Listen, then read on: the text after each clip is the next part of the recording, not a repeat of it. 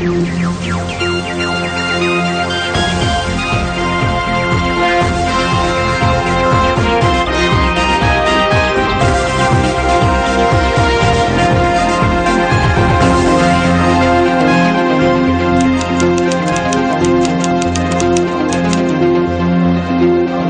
நீங்கள் இணைந்திருப்பது முதற்தர செய்தி வழங்குகிற நியூஸ் பஸ்டின் 8 மணி பிரதான செய்திகளோடு. அனைத்து சந்தர்ப்பங்களிலும் எம்முடன் இணைந்திருந்த எமது நேயர்கள் அனைவருக்கும் எமது நன்றியை தெரிவித்துக் கொள்கின்றோம். இம்முறை தேர்தல் கால பகுதியில் எம்மீது நம்பிக்கை வைத்து எம்முடன் இணைந்து நீங்கள் புதிய நாடொன்றை உருவாக்குவதற்காகவும் ஊழலற்ற பாராளுமன்றம் ஒன்றை உருவாக்குவதற்கும் முயற்சித்தமை ரகசியம் அல்ல. ஊழல் மோசடிக்கு எதிராக அனைத்து சந்தர்ப்பங்களிலும் நாம் உங்களுடன் நாட்டிற்காக முன்னின்று செயற்படுவோம் என்பது உறுதி. எந்த ஒரு நபரும் எந்த ஒரு தலைவரும் அதிலிருந்து தப்பித்து செல்ல முடியாது. பாராளுமன்றத்துக்கு தெரிவாகியுள்ள அனைத்து மக்கள் பிரதிநிதிகள் தொடர்பில் மக்களுடன் இணைந்து நாம் அவதானத்துடன் இருப்போம். உங்களுடன் இணைந்து கொள்ளும் நான் நிஷாந்த் தாலிம். முதலில் தலைப்புச் செய்திகள். பொது தேர்தலில் அதிக விருப்பு வாக்குகளை பெற்று ஐக்கிய தேசிய கட்சி முன்னிலையில்.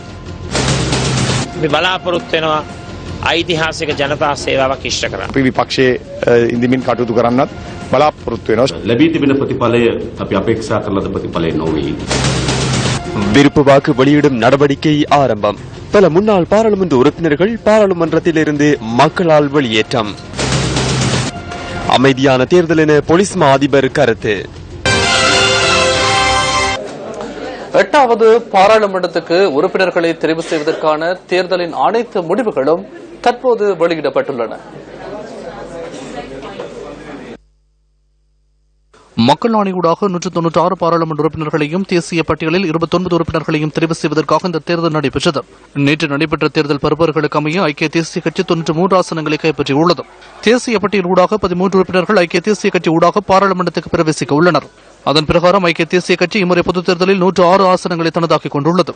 கொழும்பு, பதுளை, கம்பஹா, கேகாலை, மாத்தளை, கண்டி, நுவரெலியா, திருகோணமலை, புலனறுவை, புத்தளம் மற்றும் திகாமடுல் ஆகிய மாவட்டங்களில் ஐக்கிய தேசிய கட்சி வெற்றி பெற்றது. இம்முறை பொதுத் தேர்தலில் ஐக்கிய மக்கள் சுதந்திர கூட்டமைப்பு தேர்தல் மூலம் 83 ஆசனங்களை வெற்றி கொண்டது. அவர்களுக்கு தேசிய பட்டியல் ஊடாக 12 உறுப்பினர்களை தெரிவு செய்யும் வாய்ப்பு கிட்டியுள்ளது. அதன் பிரகாரம் கூட்டமைப்புக்கு 95 ஆசனங்கள் கிடைத்துள்ளன. குருநாகல், முனராகலை, அனுராதபுரம், காலி, மாத்தறை, ஹம்மாந்தோட்டை, ரத்தினபுரி மற்றும் களுத்துறை ஆகிய 8 மாவட்டங்களில் ஐக்கிய மக்கள் சுதந்திர கூட்டமைப்பு வெற்றி ஈட்டியது. மக்கள் விடுதலை முன்னணி இம்முறை 4 ஆசனங்களை வெற்றி கொண்டதோடு தேசிய பட்டியல் ஊடாக அவர்களுக்கு 2 ஆசனங்கள் கிடைத்துள்ளன. இலங்கை தமிழரசு கட்சிக்கு 14 ஆசனங்கள் கிடைத்துள்ளதோடு அவர்களுக்கு தேசிய பட்டியல் ஊடாக 2 ஆசனங்கள் கிடைத்துள்ளன. அதன் பிரகாரம் அவர்கள் இம்முறை பொதுத் தேர்தலில் 16 ஆசனங்களை தமதாக்கிக் கொண்டனர். ஸ்ரீலங்கா முஸ்லிம் காங்கிரஸ் மற்றும் ஈழ மக்கள் ஜனநாயக கட்சிக்கு தலா 1 ஆசனம் வீதம் கிடைத்துள்ளன. மாவட்ட ரீதியான தேர்தல் முடிவுகளின் சுருக்கம் அடுத்து. யாழ்ப்பாணம் தேர்தல் மாவட்டத்தில் இலங்கை தமிழரசு கட்சி 5 ஆசனங்களை கைப்பற்றியுள்ளதுடன் ஈழமக்கள் ஜனநாயக கட்சி மற்றும் ஐக்கிய தேசிய கட்சி ஆகியன தலா 1 ஆசனங்களை கைப்பற்றியுள்ளன. வவுனியா, முல்லைத்தீவு மற்றும் மன்னார் ஆகிய மாவட்டங்களை உள்ளடக்கிய வன்னி மாவட்டத்தில் இலங்கை தமிழரசு கட்சி 4 ஆசனங்களை சுவீகரித்துள்ளது.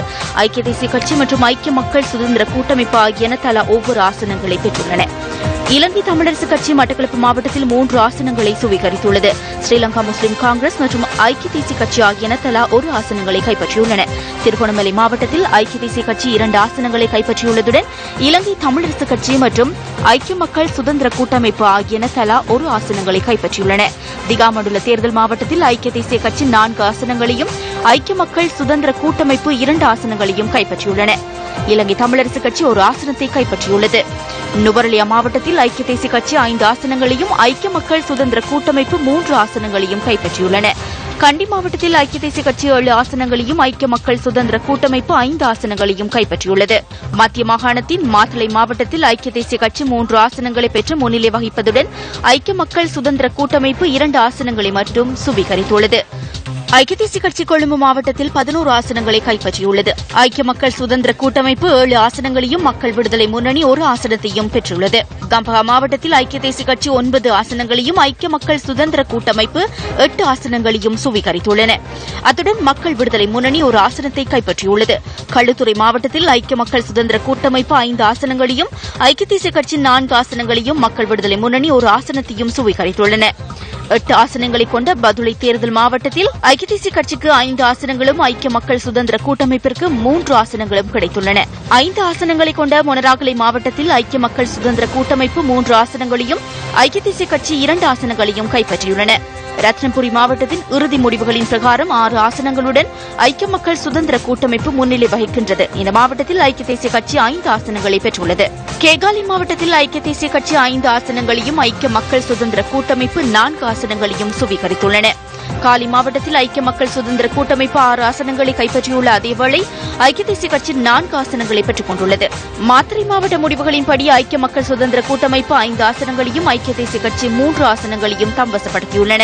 ஹம்பாந்தோட்டை மாவட்டத்தில் 4 ஆசனங்களை பெற்று ஐக்கிய மக்கள் சுதந்திர கூட்டமைப்பு முன்னிலை வகிப்பதுடன் ஐக்கிய தேசிய கட்சி 2 ஆசனங்களையும் மக்கள் விடுதலை முன்னணி 1 ஆசனத்தையும் பெற்றுள்ளன. குருநாகல் மாவட்டத்தில் ஐக்கிய மக்கள் சுதந்திர கூட்டமைப்பு 8 ஆசனங்களையும் ஐக்கிய தேசிய கட்சி 7 ஆசனங்களையும் கைப்பற்றியுள்ளன. புத்தளம் மாவட்டத்தில் ஐக்கிய தேசிய கட்சி 5 ஆசனங்களை கைப்பற்றியுள்ளதுடன் ஐக்கிய மக்கள் சுதந்திர கூட்டமைப்பு 3 ஆசனங்களை கைப்பற்றியுள்ளது. பொலனறுவை மாவட்டத்தில் இம்முறை ஐக்கிய தேசிய கட்சி 3 ஆசனங்களை பெற்றுள்ளதுடன் ஐக்கிய மக்கள் சுதந்திர கூட்டமைப்பு 2 ஆசனங்களை தக்கவைத்துக் கொண்டுள்ளது. அனுராதபுரம் மாவட்டத்தில் ஐக்கிய மக்கள் சுதந்திர கூட்டமைப்பு 5 ஆசனங்களை கைப்பற்றியுள்ளதுடன் ஐக்கிய தேசிய கட்சி 4 ஆசனங்களை கைப்பற்றியுள்ளது.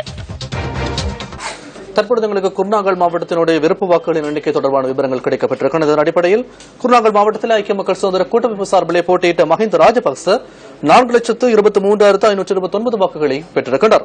தயசிரி ஜெயசேகர் 1,33,832 வாக்குகளையும், டிபி ஏகநாயக் 82,729 வாக்குகளையும், அனுர பிரியதர்ஷனயாப்பா 77,057 வாக்குகளையும், ஜோசப் பெர்னாண்டோ 76,714 வாக்குகளையும், சாலிந்த திசாநாயக்க 84,318 வாக்குகளையும், இந்திக பண்டார் நாயக்க 46,356 வாக்குகளையும், தாராநாத் பஸ்நாயக்க 43,020 வாக்குகளையும் குருநாகல் மாவட்டத்திலே ஐக்கிய மக்கள் சுதந்திர கூட்டமைப்பு சார்பாக பெற்றிருக்கிறார்கள். அதேபோன்று நாங்கள் ஐக்கிய தேசிய கட்சியினுடைய விவரங்களை பார்ப்போமேயாயின் அகேவராஜ் காரியவசம் 2,86,156 வாக்குகளை பெற்றிருக்கிறார். அதேபோன்று ஜேசி அளவத்தில் 1,06,061 வாக்குகளையும், காமினி ஜெயவிக்ரம பெரேரா 83,346 வாக்குகளையும், நளின் பண்டார 80,063 வாக்குகளையும், எஸ்பி நாவின் 76,714 வாக்குகளையும், அசோக் அபேசிங் 73,184 வாக்குகளையும், துஷார் இந்துனில் 64,359 வாக்குகளையும் குருநாகல் மாவட்டத்தில் ஐக்கிய தேசிய கட்சி சார்பாக பெற்றிருக்கிறார்கள். 2015 ஆண்டு பொதுத் தேர்தலில் போட்டியிட்ட வேட்பாளர்களின் விருப்பு வாக்குகள் வெளியிடப்பட்டிருக்கின்றன. அது தொடர்பான பார்வை அடுத்து. யாழ் மாவட்டத்தில் அதிக ஆசனங்களை பெற்றுக் கொண்ட இலங்கை தமிழரசு கட்சியின் எஸ் ஸ்ரீதரன் விருப்பு வாக்கு பட்டியலில் முன்னிலை பெற்றுள்ளார். எம் சுமந்திரன், தர்மலிங்கம் சித்தார்த்தன் மற்றும் பி சரவணபவன் ஆகியோரும் பாராளுமன்றத்துக்கு தெரிவு செய்யப்பட்டுள்ளனர். ஈழமக்கள் ஜனநாயக கட்சியின் தலைவர் டக்ளஸ் தேவானந்தாவும் இம்முறை யாழ் மாவட்டத்திலிருந்து தெரிவு செய்யப்பட்டுள்ளார். ஐக்கிய தேசிய கட்சியின் விஜயகலா மகேஸ்வரனும் இம்முறை பாராளுமன்றத்துக்கு தெரிவு செய்யப்பட்டுள்ளனர். வன்னி தேர்தல் மாவட்டத்தில் இலங்கை தமிழரசு கட்சி சார்பில் 4 பேர் இம்முறை பாராளுமன்றத்துக்கு தெரிவாகியுள்ளனர். சார்ல்ஸ் நிர்மலநாதன் வன்னி மாவட்டத்தில் முன்னிலை பெற்றுள்ளார். செல்வம் அடைக்கலநாதன், சிவசக்தி ஆனந்தன் மற்றும் எஸ் சிவமோகன் ஆகியோரும் இலங்கை தமிழரசு கட்சி சார்பாக பாராளுமன்றத்துக்கு தெரிவாகியுள்ளனர். வன்னி மாவட்டத்தில் ஐக்கிய தேசிய கட்சி சார்பில் போட்டியிட்ட ரிஷாட் பதியுதீன் பாராளுமன்றத்துக்கு தெரிவாகியுள்ளார். இதேவேளை ஐக்கிய மக்கள் சுதந்திர கூட்டமைப்பு சார்பில் போட்டியிட்ட காதர் மஸ்தான் வன்னி மாவட்டம் சார்பில் பாராளுமன்றத்துக்கு தெரிவாகியுள்ளார். மட்டக்களப்பு மாவட்டத்தில் தமிழ் தேசிய கூட்டமைப்பு சார்பில் போட்டியிட்ட ஞானமுத்து ஸ்ரீநேசன் முன்னிலை பெற்றுள்ளார். சதாசிவம் விஜேந்திரன் அமல், சீனி தம்பி யோகேஸ்வரன் ஆகியோர் முறையே பாராளுமன்றத்துக்கு தெரிவு செய்யப்பட்ட ஏனைய உறுப்பினர்கள் ஆவர். மட்டக்களப்பு மாவட்டத்தில் ஸ்ரீலங்கா முஸ்லிம் காங்கிரஸ் சார்பாக போட்டியிட்ட அலி ஜாகிர் மௌலானா இம்முறை பாராளுமன்றத்துக்கு தெரிவு செய்யப்பட்டுள்ளார். ஐக்கிய தேசிய கட்சி சார்பாக போட்டியிட்ட அமீர் அலியும் இம்முறை பாராளுமன்றத்துக்கு தெரிவாகியுள்ளார். திருகோணமலை மாவட்டத்தின் முதல் மற்றும் 2வது இடங்களை ஐக்கிய தேசிய கட்சி சார்பில் போட்டியிட்ட அப்துல்லா முகமது மஹ்ரூப் மற்றும் இம்ரான் மஹ்ரூப் ஆகியோர் கைப்பற்றியுள்ளனர். இலங்கை தமிழரசு கட்சி சார்பில் ஆர் சம்பந்தன் இம்முறை திருகோணமலை மாவட்டத்திலிருந்து பாராளுமன்றத்துக்கு தெரிவு செய்யப்பட்டுள்ளார். நுவரேலியா மாவட்டத்தில் பி திகாம்பரம், பி ராதாகிருஷ்ணன், திரக்கராஜா மயில் வாகனம், நவீன் திசாநாயக்க, கே பியதாஸ் ஆகியோர் ஐக்கிய தேசிய கட்சி சார்பாக பாராளுமன்றத்துக்கு தெரிவாகியுள்ளனர். ஆறுமுகன் தொண்டமான், சி பி ரத்நாயக்க, முத்து சிவலிங்கம் ஆகியோர் ஐக்கிய மக்கள் சுதந்திர கூட்டமைப்பு சார்பாக போட்டியிட்டு இம்முறை பாராளுமன்றத்துக்கு தெரிவு செய்யப்பட்டுள்ளனர். மேலும் பல விருப்பு வாக்குகள் தொடர்பான விவரங்களை எமது அடுத்த பிரதான செய்திகளில் எதிர்பாருங்கள். இம்முறை தேர்தலில் முன்னாள் பாராளுமன்ற உறுப்பினர்கள் பலர் தங்களுடைய ஆசனங்களை இழந்திருக்கின்றார்கள். காலி மாவட்டத்தில் போட்டியிட்ட பிஎஸ்என கமகே மற்றும் குணரத்ன வீரகோன் ஆகிய முன்னாள் அமைச்சர்கள் தமது பாராளுமன்ற ஆசனங்களை இழந்துள்ளனர். ஒரு கட்டத்தில் முன்னிலை சோசலிச கட்சியை பிரதிநிதித்துவப்படுத்திய அஜித் குமாரவும் பாராளுமன்ற தேர்தலில் தோல்வியடைந்துள்ளார். கண்டி மாவட்டத்தில் போட்டியிட்ட பிரபல அரசியல் பிரமுகரான SP திசாநாயகம் இம்முறை பாராளுமன்றத்திற்கு தெரிவாவதற்கான வாக்குகளை பெறுவதற்கு தவறியுள்ளார். ARMLA அப்துல் காதர் மற்றும் எரிக் வீரவத்ன ஆகியோரும் தமது பாராளுமன்ற உறுப்பினர் பதவிகளை இழந்துள்ளனர். யாழ் மாவட்டத்தில் சுரேஷ் பிரேமச்சந்திரன், சில்வஸ்டர் அலன்டின் மற்றும் முருகேசு சந்திரகுமார் ஆகியோரும் இம்முறை பாராளுமன்றத்திற்கு தெரிவாகும் வாய்ப்பு இல்லாமல் போயுள்ளது. அம்பாந்தோட்டை மாவட்டத்தில் VK இந்திக்க மற்றும் நிருபமா ராஜபக்ச ஆகியோரும் தோல்வியடைந்துள்ளனர். மாத்தறை மாவட்டத்தில் ஐக்கிய மக்கள் சுதந்திர கூட்டமைப்பு சார்பாக போட்டியிட்ட விஜய தசநாயக்க, ஹேமல் குணசேகர் ஆகியோரும் பாராளுமன்றத்திற்கு தெரிவாகும் வாய்ப்பு கிடைக்கவில்லை. திருகோணமலை மாவட்டத்தில் போட்டியிட்ட ஸ்ரீலங்கா முஸ்லிம் காங்கிரசின் முன்னாள் பாராளுமன்ற உறுப்பினர் SM தௌஃபிக்கும் தமது பாராளுமன்ற ஆசனத்தை இழந்துள்ளார். மாத்தளை மாவட்டத்தில் ஐக்கிய மக்கள் சுதந்திர கூட்டமைப்பை பிரதிநிதித்துவப்படுத்திய நந்திமித்ர ஏகநாயக்க மற்றும் ரோஹண திசாநாயக்க ஆகியோர் முன்னாள் அமைச்சர்களும் பாராளுமன்றத்திற்கு தெரிவாகவில்லை. மொனராகலை மாவட்டத்தில் பிரபல அரசியல் பிரமுகர்களாக விளங்கிய ஜெகத் புஷ்பகுமார மற்றும் விஜித் விஜயமுனி சோய்சா ஆகிய அமைச்சர்களும் பாராளுமன்ற தேர்தலில் வெற்றி பெறவில்லை. பதுளை மாவட்டத்தில் ஐக்கிய மக்கள் சுதந்திர கூட்டமைப்பு சார்பாக போட்டியிட்ட உதித லொக்குபண்டார, ரோகண புஷ்பகுமார ஆகிய முன்னாள் பாராளுமன்ற உறுப்பினர்களும் இம்முறை பாராளுமன்ற தேர்தலில் தோல்வியுற்றவர்கள் வரிசையில் இணைந்து கொண்டுள்ளனர். மட்டக்களப்பு மாவட்டத்தில் அரியநேந்திரன், பொன் செல்வராசா மற்றும் MALM ஹிஸ்புல்லா ஆகியோரும் இம்முறை பாராளுமன்ற தேர்தலில் வெற்றி பெறவில்லை. முன்னாள் வன்னி மாவட்ட பாராளுமன்ற உறுப்பினர் ஹுனேஸ் பாரூக்கும் இம்முறை பாராளுமன்றத்திற்கு தெரிவாகவில்லை. தேர்தல் முடிவுகள் வெளியானதை அடுத்து பல பகுதிகளிலும் அரசியல் கட்சிகளின் ஆதரவாளர்கள் தமது மகிழ்ச்சியை வெளிப்படுத்திய விதமே இது. ஐக்கிய தேசிய கட்சியின் தலைமையகத்துக்கு முன்பாக கட்சி ஆதரவாளர்கள் வெற்றி கொண்டாட்டங்களில் ஈடுபட்டனர்.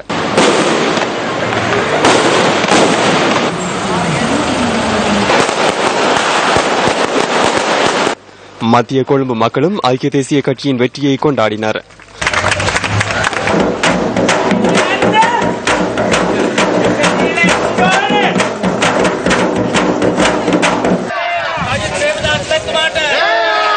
வாகண்டம் மத்திய நிலையத்துக்கு அருகில் சஜித் பிரேமதாசவுக்கு மக்களின் அமுக வரவேற்பு கிடைத்தது.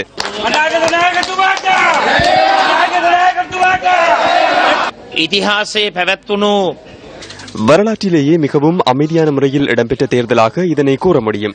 மக்கள் ஆணையினால் நாம் மேலும் பலம் பெற்று வரலாற்று ரீதியாக சேவையினை மேற்கொள்ள எதிர்பார்க்கின்றோம். ජනතා සේවාවක් ඉෂ්ට කරන්න. ஐக்கிய மக்கள் சுதந்திர கூட்டமைப்பின் வேட்பாளர்களும் தமது ஆதரவாளர்களால் வரவேற்கப்பட்டனர்.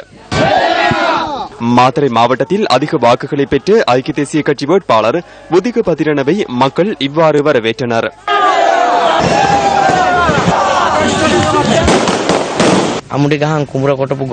கோவணத்துடன் வயலில் உழவு தொழில் புரிந்த விவசாயி ஒருவரின் பேரன் என்ற வகையிலும், முதலாம் தரத்திலிருந்து 11ஆம் தரம் வரை காலணிகள் இன்றி பாடசாலை சென்ற தந்தையொருவரின் மகன் என்ற ரீதியிலும் நான் இன்று பெருமிதம் அடைகின்றேன். என்னை 2வது தடவையாகவும் பாராளுமன்றத்துக்கு அனுப்பியதற்காக மாத்தறை மக்களுக்கு இருகரம் கூப்பி நன்றி தெரிவிக்கின்றேன். ஐக்கிய தேசிய கட்சியின் மாத்தளை மாவட்டத்தில் போட்டியிட்டு வெற்றியீட்டிய ரஞ்சித் அலுவிகாரே, வசந்த் அலுவிகாரே மற்றும் போகினி கவிரத்ன ஆகியோர் மாவட்ட செயலகத்தில் இருந்து புறப்படும் காட்சிகளே இவை. கம்பஹா மாவட்டத்தின் தேர்தல் முடிவுகள் வெளியான பின்னர் வேட்பாளர்கள் ஊடகங்களுக்கு கருத்து தெரிவித்தனர். குடுகாரர்களுக்கும் எத்தனோல்காரர்களுக்கும் கொள்ளையர்களுக்கும் இம்முறை மக்கள் சிறந்த பாடம் புகட்டியுள்ளனர். கோழிச்சண்டை நடத்துபவர்கள் மற்றும் மசாஜ் நிலையங்களை நடத்துவோரையும் மக்கள் புறக்கணித்துள்ளனர். மதுரை மாவட்டத்தில் வெற்றியீட்டியவர்களை வரவேற்க ஆதரவாளர்கள் இவ்வாறு கூடியிருந்தனர். இந்த தேர்தலில் ஆளும் மற்றும் எதிர்த்தரப்பு வேட்பாளர்களிடையே சிறந்த போட்டியொன்று காணப்பட்டது. இலங்கையின் அரசியல் புதியதொரு பாதையில் பயணிக்கும் தருணம் இது. அன்று விஷ போத்தல்களை கொண்டு வரும் போது அவற்றை எடுத்து வர வேண்டாம் என கூறினோம். ஏனெனில் அதை கொண்டு வருபவர்களை குடிக்க நேரிடும் என கூறினோம். அதையே இன்றும் கூறுகின்றோம்.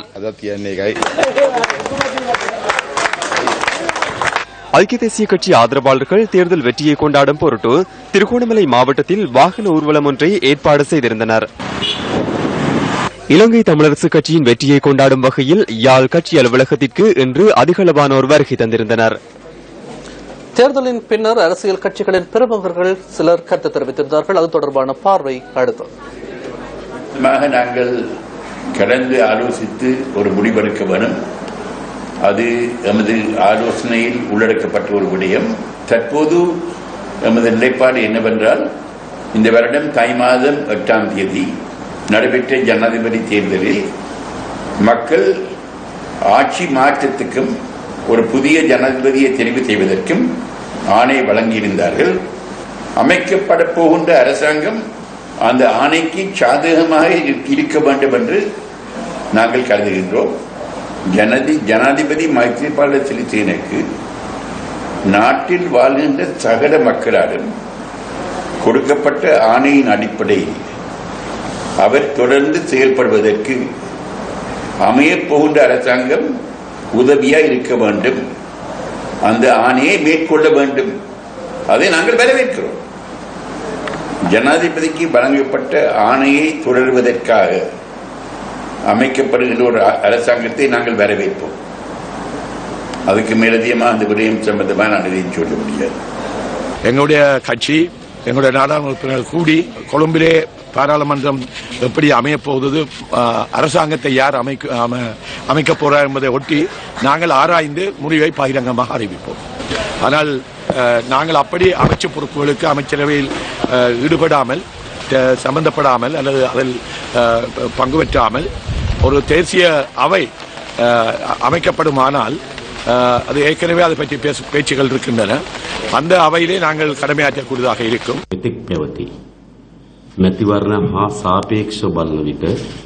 இதுவரை நடைபெற்ற தேர்தல்களுடன் ஒப்பிடுகையில் இம்முறை சுதந்திரமானதும் நியாயமான தேர்தல் ஒன்றை நடத்தக்கூடியதாக இருந்தது. நாம் எதிர்பார்த்த பெறுபேறுகள் எமக்கு கிடைக்கவில்லை. இதனை எவ்வாறு மேம்படுத்துவது என்பது தொடர்பிலும் குறைபாடுகளை இனங்கண்டு அதனை எவ்வாறு நிவர்த்தி செய்ய வேண்டும் என்று கலந்துரையாட வேண்டும். සාකච්ඡාවක් අපිට ඉතුරු වෙලා තිබෙනවා. ඔබතුමන් ඉදිරියේදී විපක්ෂයක් විදිහට තමයි තමන්ගේ කාර්යභාරය ඉටු කරන්නේ, නැත්නම් ආණ්ඩුවට පක්ෂවල දැන් සහයෝගය ලබා දෙන්නේ නැත්ද? මෙහෙමයි. ඒ කියන්නේ අපි දැන් විපක්ෂයක් කියලා කියන ආණ්ඩු එරහිම කියන එක නෙවෙයි. எதிர்க்கட்சி என்று கூறுவது அரசாங்கத்திற்கு எதிரானது என்று அர்த்தப்படாது. மக்களின் தேவைக்காக நாம் பாராளுமன்றத்தை பிரதிநிதித்துவப்படுத்துகின்றோம். அரசாங்கம் நன்மையான சட்டம் ஒன்றை கொண்டு வந்தால் அதனை மேலும் சிறப்பாக்குவதற்கான ஆலோசனைகளை வழங்குவதுடன் அவ்வாறான சந்தர்ப்பங்களில் ஒத்துழைப்பு வழங்குவதற்கு நாம் தயாராக உள்ளோம். மக்களுக்கு எதிரான வரி கொள்கைகளை நிறைவேற்றுவதற்கு முயற்சித்தால், ஜனநாயகத்தை வீழ்த்துவதற்கு முயற்சித்தால் அரசாங்கத்திற்கு எதிரான எதிர்க்கட்சியின் பொறுப்புகளை நாம் அந்த சந்தர்ப்பத்தில் நிறைவேற்றுவோம்.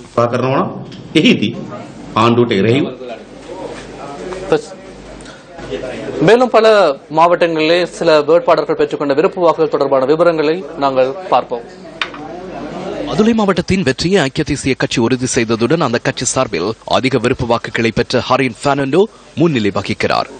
ரவீந்திர சமரவீர, சமிந்த விஜயசிறி, அரவிந்த் குமார் மற்றும் வடிவேல் சுரேஷ் ஆகியோர் ஐக்கிய தேசிய கட்சி சார்பில் தெரிவாகியுள்ளனர். மதுரை மாவட்டத்தில் ஐக்கிய மக்கள் சுதந்திர கூட்டமைப்பு சார்பில் நிமாசிரி பாலடி சில்வா முதல் இடத்தை பிடிக்கின்றார். சாமர சம்பாத் மற்றும் தேனுக்கு வித்தான கமகே கூட்டமைப்பு சார்பில் தெரிவு செய்யப்பட்ட ஏனைய உறுப்பினர்கள் ஆவர். இம்முறை பொது தேர்தல் தொடர்பான மதிப்பீடுகளை ஃபர்ஸ்ட் அண்ட் ஃபாஸ்ட் தேர்தல் முடிவுகளின் ஊடாக உங்களுக்கு நாங்கள் மிக துல்லியமாக எடுத்துரைத்திருந்தோம். இம்முறை பிரமாண்டமான கலையகத்தின் ஊடாக பிரதான தொழில்நுட்பங்களோடு, அதாவது உலகில் பயன்படுத்தப்படுகின்ற மிகவும் நவீன தொழில்நுட்பங்களோடு தேர்தல் குறித்த மதிப்பீடுகளையும் கடந்த தேர்தல்களோடு இந்த தேர்தலை ஒப்பிட்டு நாங்கள் சிறந்த மதிப்பீடுகளையும் வழங்கியிருந்தோம்.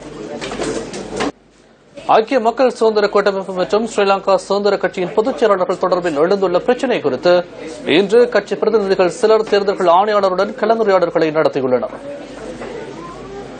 ஸ்ரீலங்கா சுதந்திர கட்சி பொதுச் செயலாளர் அனுர பிரியதர்ஷன யாப்பா மற்றும் கூட்டமைப்பு பொதுச் செயலாளர் சுசீல் பிரேமஜயந்த ஆகியோர் தமது கடமைகளை தவிர்க்க வேண்டும் என கொழும்பு மாவட்ட நீதிமன்றம் கடந்த சில தினங்களுக்கு முன்னர் இடைக்கால தடை உத்தரவை விதித்திருந்தது. இதன்படி சுதந்திர கட்சியின் பதில் பொதுச் செயலாளராக துமிந்த திசாநாயக்கவும் கூட்டமைப்பின் பதில் பொதுச் செயலாளராக கலாநிதி விஸ்வா வர்ணபாலவும் நியமிக்கப்பட்டிருந்தனர். இந்த நிலையில் தேர்தல்கள் ஆணையாளரை சந்தித்த கட்சியின் பிரதிநிதிகள் தமது நிலைப்பாட்டை தெளிவூட்டினர். எமது விடயங்களை ஆணையாளரிடம் தெளிவூட்டினோம். மக்கள் வழங்கிய வாக்குகளுக்கு அமையவே நாம் விடயங்களை தெளிவுபடுத்தினோம். செயலாளரின் கடமைகள், உறுப்பினர்கள் நியமனம் தொடர்பில் நாம் தெளிவூட்டினோம்.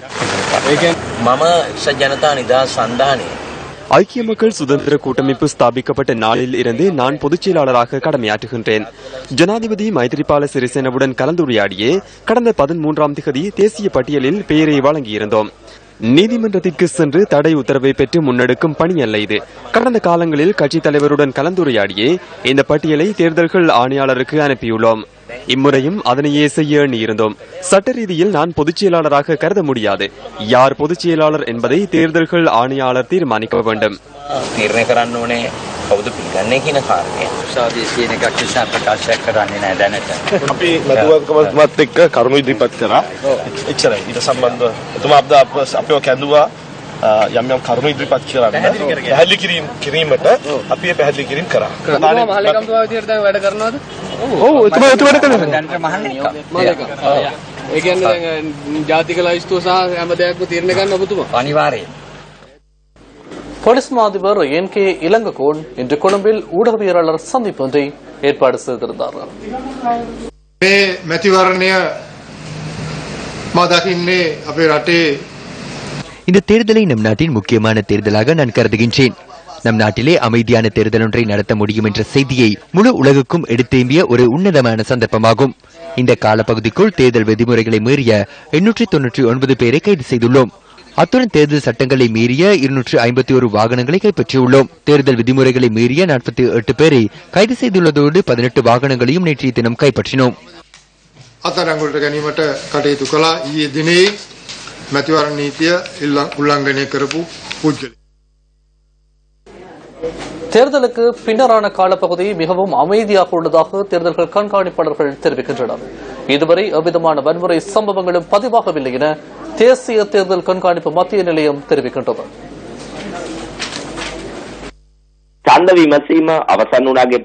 வாக்களிப்பு நிறைவு பெற்ற பின்னர் மிகவும் அமைதியான சூழ்நிலையே காணப்படுகின்றது. சட்டத்தை மதித்து செயற்படுவதன் பெருமதி தொடர்பில் அனைத்து தேர்தல் செயற்பாட்டாளர்களும் வேட்பாளர்களும் புரிந்து கொண்டுள்ளனர். அதில் எவ்வித சந்தேகமும் இல்லை. அதனால் வாக்கெண்ணும் நிலையங்களில் முன்னர் காணப்படும் போட்டித்தன்மை மற்றும் ஆர்வம் குறைவடைந்துள்ளது. அண்மை கால தேர்தல் வரலாற்றில் தேர்தலுக்கு பின்னரான வன்முறைகளற்ற வகையில் சட்டம் மற்றும் அமைதியை பேண முடியும் என கஃபே அமைப்பு நம்புகின்றது. தேர்தலுக்கு பின்னரான வன்முறைகளற்ற தேர்தல் சட்டத்தை மதித்து எதிர்வரும் 7 நாட்களில் ஊர்வலம் மற்றும் பேரணிகளை முன்னெடுக்க மாட்டார்கள் என நாம் நம்புகின்றோம்.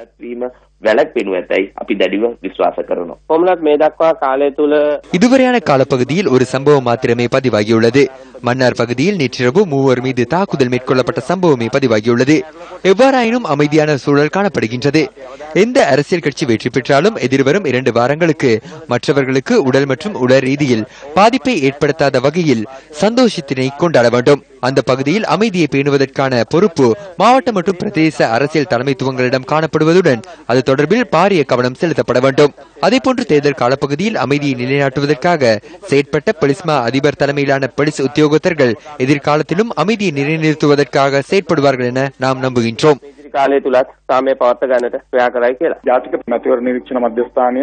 தேசிய தேர்தல் கண்காணிப்பு நிலையம் தேர்தலுக்கு பின்னரான காலப்பகுதியிலும் தேர்தல் கண்காணிப்பு நடவடிக்கைகளை முன்னெடுத்துள்ளது.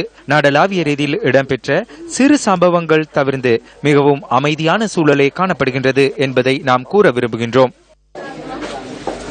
திகாமண்டுள்ள மாவட்டத்துக்கான விருப்பு வாக்குகள் பட்டியல் தற்போது எங்களுக்கு கிடைத்திருக்கின்றது. இதன் அடிப்படையில் திகாமண்டுள்ள மாவட்டத்திலே ஐக்கிய தேசிய கட்சி சார்பாக தயாகமகே 68,201 வாக்குகளை பெற்றிருக்கின்றார். அதேபோன்று ஃபைசல் காசிம் 61,401 வாக்குகளையும், MM ஹரிஸ் 59,433 வாக்குகளையும், IAM மன்சூர் 58,536 வாக்குகளையும் பெற்றிருக்கிறார். அதேபோன்று ஐக்கிய மக்கள் சுதந்திர கூட்டமைப்பு சார்பாக விமலவீர திசாநாயக்க 53,534 வாக்குகளையும், ஸ்ரீயானி விஜயவிக்ரம 49,691 வாக்குகளையும் ஐக்கிய மக்கள் சுதந்திர கூட்டமைப்பு சார்பாக திகாமண்டுள்ள தேர்தல் மாவட்டத்தில் பெற்றிருக்கின்றார்கள். அதேபோன்று தமிழரசு கட்சி சார்பாக கோடீஸ்வரன் அவர்கள் 17,779 வாக்குகளை திகாமண்டுள்ள தேர்தல் மாவட்டத்திலே பெற்றிருக்கின்றார். நாட்டின் அபிவிருத்தி சுட்டிகளில் கல்வித்துறை அளப்பரிய பங்கினை வகிக்கின்றமை முக்கிய விடயமாகும். எனினும் கல்வி வளர்ச்சிக்கு அடித்தளமிடும் பல பாடசாலைகளின் கல்வி நடவடிக்கைகளுக்கான அத்திவாரமே அஸ்தமித்து காணப்படுவது கவலைக்குரியது.